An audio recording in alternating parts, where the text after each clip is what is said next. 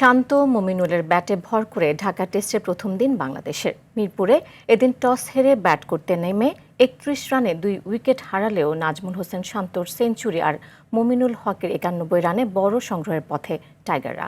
বিস্তারিত জানাচ্ছেন কাজী মাহিম হাসান। হাস্যোজ্জ্বল রোদে চমক দিয়ে শুরু হয় ঢাকা টেস্ট। ধারণকৃত জাতীয় সঙ্গীত নয়, সঙ্গীত শিল্পীদের কণ্ঠে বেজে ওঠে বাংলাদেশের জাতীয় সঙ্গীত। তবে টাইগারদের শুরুটা ছিল মেঘাচ্ছন্ন।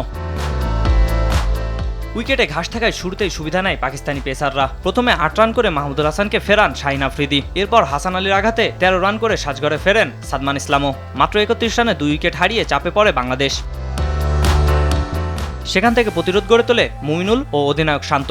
ধীরে ধীরে ইনিংস নিজেদের নিয়ন্ত্রণে নিতে থাকে এই জুটি। এ সময় পাকিস্তানি বোলারদের চাপে রেখে 50 পূর্ণ করেন টাইগার অধিনায়ক। অন্য প্রান্তে ধারাবাহিকতার প্রমাণ দেন মুমিনুল। টেস্ট ক্যারিয়ারের ২৬তম 50 তুলে নেন এই বাঁহাতি ব্যাটার।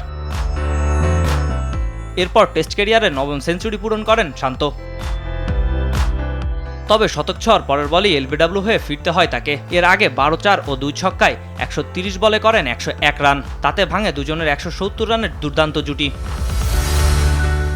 শান্ত ফেরার পরও থামেনি বাংলাদেশ। মুশফিককে সাথে নিয়ে ইনিংস বড় করার পথে এগিয়ে যায় মুমিনুল। তবে বেশি দূর এগোতে পারেননি তিনি। ৭৪ ওভারে নোমান আলীর বলে এলবিডব্লিউর ফাঁদে পড়ে সেঞ্চুরির আক্ষেপ নিয়ে ৯১ রানে ফেরেন মুমিনুল। দিনের বাকি সময়টা দেখে শুনে পার করেন মুশফিক ও লিটন। মিস্টার ডিপেন্ডেবলের অপরাজিত ৪৮ আর লিটনের ৮ রানে ভর করে ৪ উইকেটে ৩০১ রান করে শেষ হয় বাংলাদেশের প্রথম দিন। কাজী মাহিম হাসান, RTV, ঢাকা।